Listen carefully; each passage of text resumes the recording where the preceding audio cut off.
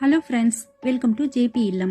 இன்னைக்கு நாம இந்த வீடியோல கேரமல் ரைஸ் கீர் எப்படி செய்யலாங்கிறது தான் பார்க்க போறோம். இந்த வீடியோவை நீங்க முழுசா பார்த்துட்டு உங்களுக்கு பிடிச்சிருந்ததுன்னா சப்ஸ்கிரைப் பண்ணுங்க. வாங்க வீடியோக்குள்ள போலாம். 100 கிராம் பாஸ்மதி அரிசி எடுத்து வச்சிருக்கேன். இதை 2-3 தடவை நல்லா வாஷ் பண்ணிட்டு தண்ணி ஊத்தி ஊற வச்சுக்கலாம். 15 நிமிஷம் ஊறணும். அரிசி ஊறிட்டு இருக்கட்டும். இப்போ ஸ்டவ் ஆன் பண்ணிட்டு ஒரு கடாய் அடுப்புல வச்சுக்கலாம். அதுல 200 கிராம் சர்க்கரையை போட்டுட்டு கொஞ்சமா தண்ணி ஊத்திக்கலாம். ஒரு ஸ்பூன் அளவு தண்ணி ஊத்தினா போதும். இப்ப இத நம்ம கைவிடாம கிளறி விட்டுக்கிட்டே இருக்கணும். இந்த சர்க்கரை எல்லாம் கரைஞ்சிட்டு ஒரு பிரவுன் கலரா வரும். அது வரைக்கும் நம்ம கிளறி விட்டுக்கிட்டே இருக்கணும். இந்த சர்க்கரை எல்லாம் கரைஞ்சி பிரவுன் கலரா வர்றதுக்கு 10 நிமிஷம் ஆகும். அது வரைக்கும் நம்ம ஸ்டவ் வந்து சிம்ல வச்சுதான் செய்யணும்.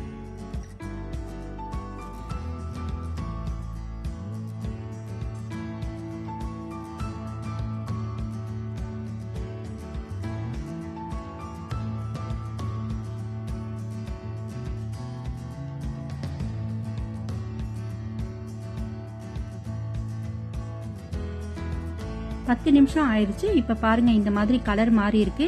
இந்த சமயத்துல நம்ம கொஞ்சமா வெந்நீர் ஊத்திக்கலாம். ஒரு 1/4 டம்ளர் அளவுக்கு வெந்நீர் ஊத்தி நல்லா கலந்து விட்டுட்டு வேற ஒரு பாத்திரத்துல மாத்தி ஆற வச்சுக்கலாம்.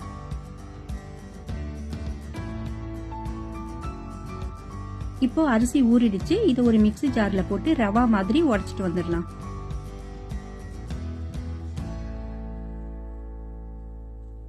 இங்க பாருங்க இந்த மாதிரி ரவா மாதிரி இருக்கணும்.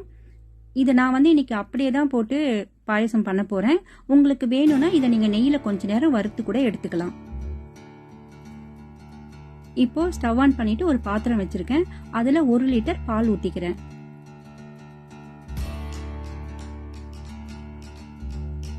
பால் நல்லா கொதிக்க ஆரம்பிச்சதும் நாம அரைச்சிட்டு வந்திருக்கிற அரிசியை அதுல போட்டுக்கலாம். இது வேகிறதுக்கு ஒரு 10 நிமிஷம் ஆகும். கலந்து விட்டுக்கிட்டே இருங்க, இல்லைன்னா கெட்டி கெட்டியா ஆயிடும். இப்ப 10 நிமிஷம் ஆயிடுச்சு, நல்லா வெந்துருச்சு. இந்த சமயத்துல நம்ம கேரமலைஸ் பண்ணி வச்சிருக்க சுகர் அதுல ஊத்திக்கலாம். நல்லா கலந்து விட்டுக்கோங்க.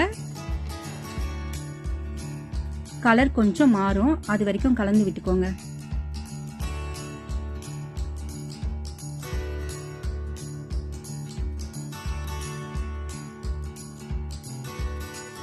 இப்ப பாருங்க கலர் கொஞ்சம் மாறி இருக்கு. இப்போ நம்மோட கீர் ரெடி ஆயிடுச்சு. இறக்கி வச்சுக்கலாம்.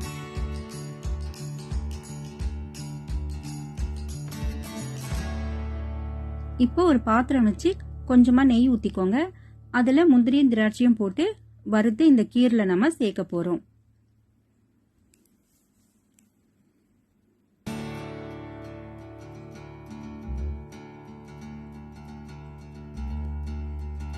நாம கீர்ல அப்படியே சர்க்கரையை சேர்க்கறத விட இந்த மாதிரி கேரமலைஸ் பண்ணி சேர்க்கும் போது ஒரு வித்தியாசமான டேஸ்ட்ல இருக்கும்.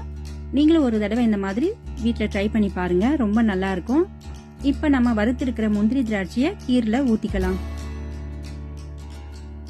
அவ்வளவுதாங்க, இப்ப கேரமல் ரைஸ் கீர் ரெடி ஆயிடுச்சு. இந்த வீடியோ உங்களுக்கு பிடிச்சிருந்ததுன்னா லைக் பண்ணுங்க, ஷேர் பண்ணுங்க, கமெண்ட் பண்ணுங்க, மறக்காம சப்ஸ்கிரைப் பண்ணுங்க. தேங்க்யூ.